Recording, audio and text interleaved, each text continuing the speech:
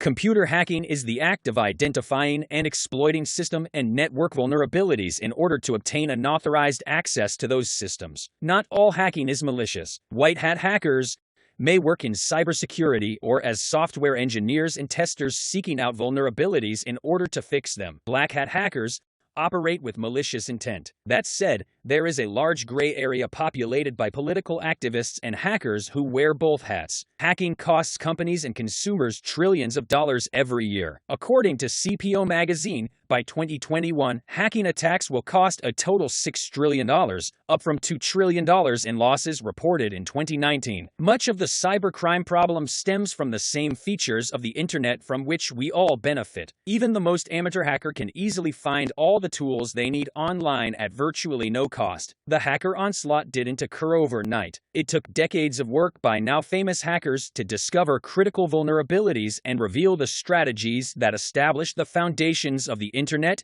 and its free-for-all libertarianism. Here's a look at the most 10 dangerous hackers in the world. Please like and subscribe and click the bell icon to get new video updates. Number 10. Kevin Powelson. Kevin was born in Pasadena, California, on November 30, 1965. On June 1, 1990, Powelson took over all of the telephone lines for Los Angeles radio station KIIS-FM, guaranteeing that he would be the 102nd caller and win the prize of a Porsche 944 S2. When the Federal Bureau of Investigation started pursuing Powelson, he went underground as a fugitive. A storage company cleared out a storage shed in Powelson's name due to non-payment of rent, where computer equipment was discovered which was furnished to the FBI for evidence. When he was featured on NBC's Unsolved Mysteries, the show's 1-800 telephone lines mysteriously crashed. Powelson was arrested in April 1991 following an investigation led in part by John McClurg. In June 1994, Powelson pleaded guilty to 7 counts of conspiracy, fraud, and wiretapping. He was sentenced to 5 years in a federal penitentiary and banned from using computers or the internet for 3 years after his release. He was the first American to be released from prison with a court sentence that banned him from using computers and the internet after his prison sentence. Although Chris Lamprecht was sentenced first with an internet ban on May 5, 1995, Powelson was released from prison before Lamprecht and began serving his ban sentence earlier. Powelson's parole officer later allowed him to use the internet in 2004 with certain monitoring restrictions. Number 9. Gary McKinnon. Gary McKinnon, born the 10th of February 1966, is a Scottish systems administrator and hacker who was accused in 2002 of perpetrating the biggest military computer hack of all time, although McKinnon himself states that he was merely looking for evidence of free energy suppression and a cover-up of UFO activity and other technologies potentially useful to the public. On the 16th of October 2012, after a series of legal proceedings in Britain, then Home Secretary Theresa May blocked extradition to the United States. McKinnon was accused of hacking into 97 United States military and NASA computers over a 13-month period between February 2001 and March 2002 at the house of his girlfriend's aunt in London using the name Solo. U.S. authorities stated he deleted critical files from operating systems, which shut down the United States Army's military district of Washington network of 2,000 computers for 24 hours. McKinnon also posted a notice on the military's website. Your security is crap. After the September 11th attacks in 2001, he allegedly deleted weapons logs at the Earl Naval Weapons Station, rendering its network of 300 computers inoperable and paralyzing munitions supply deliveries for the U.S. Navy's Atlantic Fleet. McKinnon was also accused of copying DAR, account files, and passwords onto his own computer. U.S. authorities stated that the cost of tracking and correcting the problems he caused was over $700,000. Number 8. Matthew Bevan and Richard Price.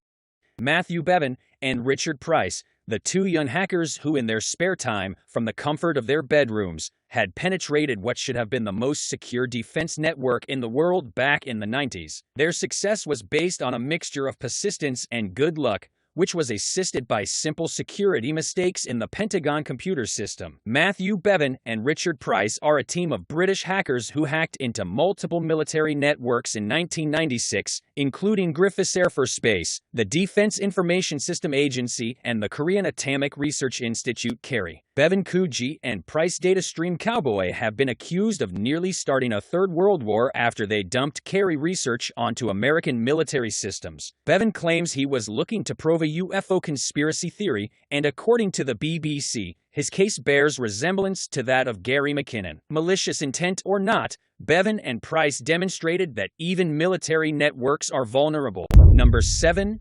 George Hotz. George Francis Hotz, born October 2, 1989, alias Geo Hot, is an American security hacker, entrepreneur, and software engineer. He is known for developing iOS jailbreaks, reverse engineering the PlayStation 3, and for the subsequent lawsuit brought against him by Sony. Since September 2015, he has been working on his vehicle automation machine learning company, He is more commonly known as a jailbreak artist. How many prisons do you think he had to break out of to earn that name? Well, none. He was actually one of the first person to jailbreak PlayStation 3. Not to mention, he is the man behind April 2011 PlayStation breach, which caused a huge uproar at that time. It explains why he is almost always in a court battle with Sony. Although he never admitted to these crimes, he did release publicly how to jailbreak the PlayStation 3. He has also been associated with the group Anonymous, which has caused the most monetary damage to PlayStation that they have ever seen, but Hotz denied his relations to the group, saying, "Running homebrew and exploring security on your device is cool, hacking into someone else's server, and stealing databases of user info is not cool." Though his words are somewhat true, we can only speculate whether he meant to taunt Sony or is actually speaking the truth. Number 6. Jonathan James. Jonathan Joseph James, December 12, 1983, May 18, 2008, was an American hacker, a gray hat, ethical hacker who was the first juvenile incarcerated for cybercrime in the United States. The South Florida native was 15 years old at the time of the first offense and 16 years old on the date of his sentencing. He died at his Pinecrest, Florida home on May 18, 2008, of a self-inflicted gunshot wound. Between August 23, 1999, and October 27, 1999, James committed a series of intrusions into various systems, including those of BellSouth and the Miami-Dade school system. What brought him to the attention of federal authorities, however, was his intrusion into the computers of the Defense Threat Reduction Agency (DTRA), a division of the United States Department of Defense, the primary function of which is to analyze potential threats to the United States of America, both at home and abroad. James later admitted to authorities that he had installed an unauthorized backdoor in a computer server in Dulles, Virginia, which he used to install a sniffer that allowed him to intercept over 3,000 messages passing to and from DTRA employees, along with numerous usernames and passwords of other DTRA employees, including at least 10 on official military computers. It was later revealed that the precise software obtained was the International Space Station source code controlling critical life-sustaining elements. According to NASA, the software supported the International Space Station's physical environment, including control of the temperature and humidity within the living space. Number 5. Michael Kals. Michael Kals, born in 1984, also known as Mafia Boy, is a security expert and former computer hacker from Île-Bizard, Quebec, who launched a series of highly publicized denial-of-service attacks in February 2000 against large commercial websites, including Yahoo, FIFA.com, Amazon.com, Dell Inc., eTimes Trade, eBay, and CNN. He also launched a series of failed simultaneous attacks against 9 of the 13 root name servers. His father purchased him his own computer at the age of 6. It instantly had a hold on him. I can remember sitting and listening to it beep, gurgle, and churn as it processed commands. I remember how the screen lit up in front of my face. There was something intoxicating about the idea of dictating everything the computer did, down to the smallest of functions. The computer gave me, as a 6-year-old, a sense of control and command. Nothing else in my world operated that way. In February 2000, 15-year-old Michael Kals, also known as Mafia Boy, discovered how to take over networks of university computers. He used their combined resources to disrupt the #1 search engine at the time, Yahoo. Within 1 week, He'd also brought down Dell, eBay, CNN, and Amazon using a distributed denial-of-service DDoS attack that overwhelmed corporate servers and caused their websites to crash. Kalsa's wake-up call was perhaps the most jarring for cybercrime investors and internet proponents. If the biggest websites in the world, valued at over $1 billion, could be so easily sidelined, was any online data truly safe? It's not an exaggeration to say that the development of cybercrime legislation suddenly became a top government priority thanks to Kalsa's hack. Number 4. Vladimir Levin.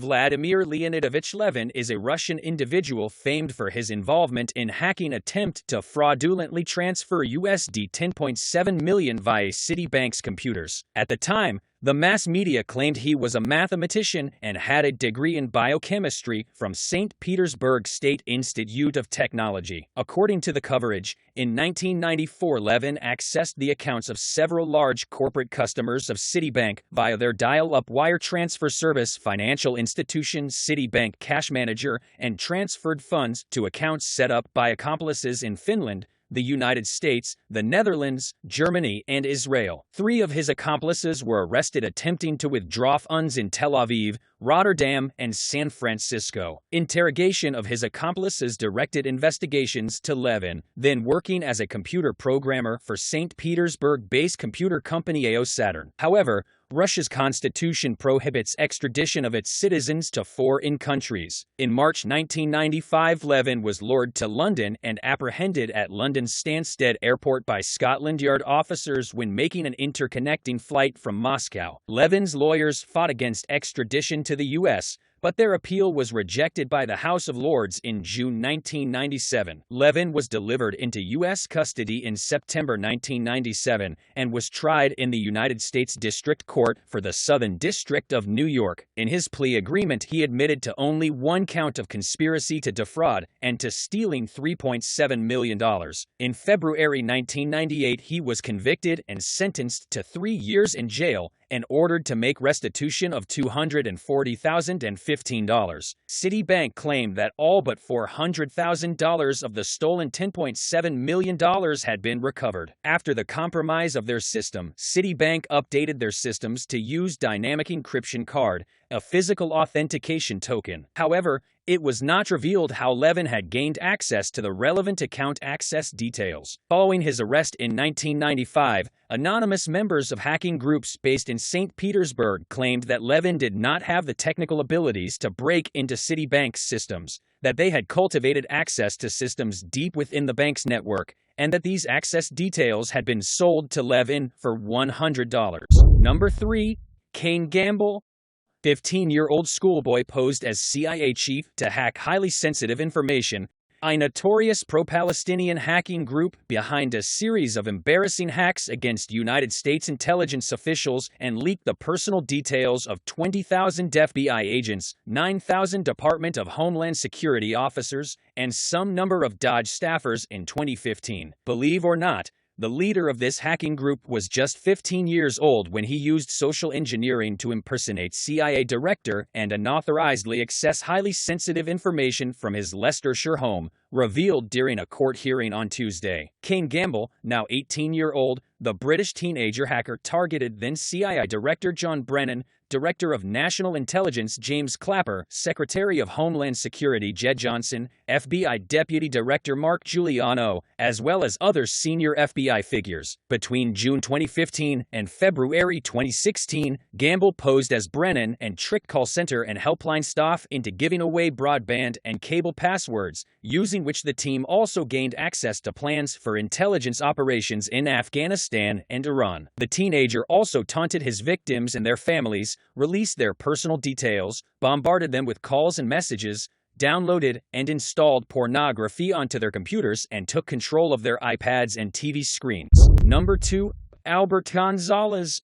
We have Albert Gonzalez. Just at the age of 12, he bought his own PC, and just within 2 years, he hacked into NASA, causing FBI to pay him a visit in his high school. By the time he was 28, he had accumulated a massive fortune through his credit card theft system. It was dubbed Operation Get Rich or Do Tryin'. In total, He had stolen over 180 meters payment card accounts from companies like Dave & Buster's, Office Max, and Boston Market. He made backdoors in several notable company websites and stole over $250 million, $1 million of which was found in his parents' backyard. He is famously known as one of the richest and most dangerous hacker of all time, deserving this spot on our list. Number 1. Kevin Mitnick. A seminal figure in American hacking, Kevin Mitnick got his start as a teen. In 1981, he was charged with stealing computer manuals from Pacific Bell. In 1982, he hacked the North American Defense Command NORAD, an achievement that inspired the 1983 film War Games. In 1989, he hacked Digital Equipment Corporation's DC network and made copies of their software. Because DC was a leading computer manufacturer at the time, this act put Mitnick on the map. He was later arrested, convicted, and sent to prison. During his conditional release, he hacked Pacific Bell's voicemail systems. Throughout his hacking career, Mitnick never exploited the access and data he obtained. It's widely believed that he once obtained full control of Pacific Bell's network simply to prove it could be done. A warrant was issued for his arrest for the Pacific Bell incident, but Mitnick fled and lived in hiding for more than 2 years. When caught, he served time in prison for multiple counts of wire fraud and computer fraud. Although Mitnick ultimately went white hat, he may be part of the both hats gray area. According to Wired, in 2014, he launched Mitnick's Absolute Zero-Day Exploit Exchange, which sells unpatched, critical software exploits to the highest bidder. Thanks for watching. Like, share, and subscribe.